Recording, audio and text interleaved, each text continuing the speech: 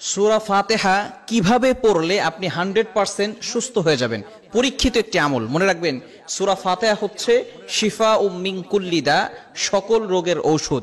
বিশেষ করে আমরা অনেকে এটা জানি না, সূরা ফাতিহা কিন্তু একটা দোয়া, এটা আমরা অনেকেই জানি না। এটার নামই হচ্ছে দোয়া, সূরাতুল ফাতিহা। এটা হচ্ছে দোয়া, এটা উম্মুল কোরআন বলা হয়। মনে রাখবেন, কোরআনের ভিতরে কিন্তু শেফা রয়েছে।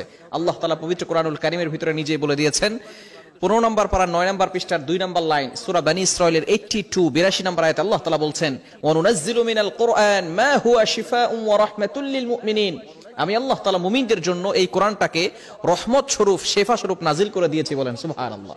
কেন ইমাজিদের আপনি কল্পনা করতে পারছেন, এই কোরআন কিন্তু আপনার জন্য শেফা। দুরারোগ্য ব্যাধি ডক্টররা বলে দিয়েছে যে আপনি আর কিছুদিন পরে দুনিয়া থেকে বিদায় নেবেন, তারাও এই আমলটি করে কিন্তু ফায়দা পেয়েছে। সুতরাং আপনি যদি আমলটি করতে পারেন, অবশ্যই আল্লাহর পক্ষ থেকে সাহায্য আসবে।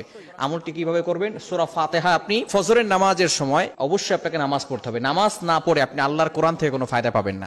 আপনি নামাজ পড়বেন না, আল্লাহর কোরআন থেকে কোনো ফায়দা আসবে না। ইয়াকিনের সাথে, বিশ্বাসের সাথে যদি আপনি আমল করতে পারেন, অবশ্যই আল্লাহর পক্ষ থেকে সাহায্য আসবে।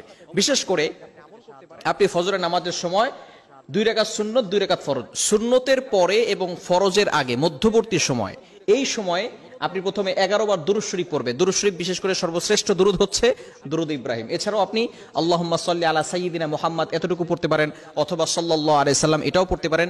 তবে সর্বশ্রেষ্ঠ দুরূদ দুরূদ ইব্রাহিম, এই দুরূদটা আপনি বেশি পড়ার চেষ্টা করবেন। প্রথমে আপনি দুরূদ ইব্রাহিম পড়বেন 11 বার। এরপরে আপনি সূরাতুল ফাতিহা 41 বার পড়বেন, আউযুবিল্লাহ বিসমিল্লাহ সহকারে 41 বার সূরা ফাতিহা পড়বেন। এরপরে আপনি আবারও 11 বার দুরূদ শরীফ পড়বেন। এরপর একটা পাত্রে ফু দিয়ে ওই পানিটা আপনি সব সময় খাবেন।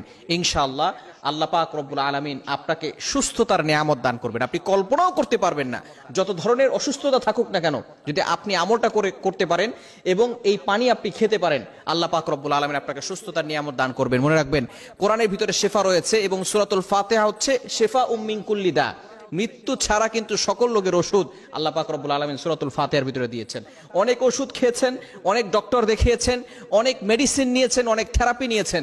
আপনি একবার কোরআনের আমল করে দেখেন, ইনশাআল্লাহ অবশ্যই আল্লাহর পক্ষ থেকে সাহায্য পাবেন। কেননা কোরআনের ভিতরে কিন্তু শেফা রয়েছে। কোরআনের একটা মুজিজা হচ্ছে, অন্যতম মুজিজা, কোরআনের পাওয়ার আপনি দেখতে পারবেন যে আল্লাহ তাআলা কোরআনের মাধ্যমে আপনাকে সুস্থতার নিয়ামত দান করবেন। বিশেষ করে সূরাতুল ফাতিহা আমরা নামাজের ভিতরে পড়ি, অনেকে আমরা এর অর্থ জানি না। অর্থ জানলে কিন্তু নামাজের ভিতরে মনোযোগ বাড়বে। আল্লাহ পাক রব্বুল আলামিন কেমন যেন, যখন কোনো বান্দা নামাজে দাঁড়ায়, তখন নামাজে দাঁড়ানোর সাথে সাথে ওই বান্দার সাথে আল্লাহ তাআলা কেমন যেন কথা বলতে থাকেন।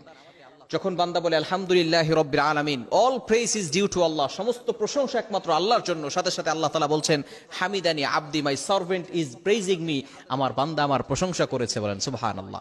আল্লাহ তাআলা বান্দার প্রতি কথার উত্তর দিয়ে থাকেন। এজন্য অবশ্যই আপনাকে চেষ্টা করতে হবে এই সূরাতুল ফাতিহার আমল করা।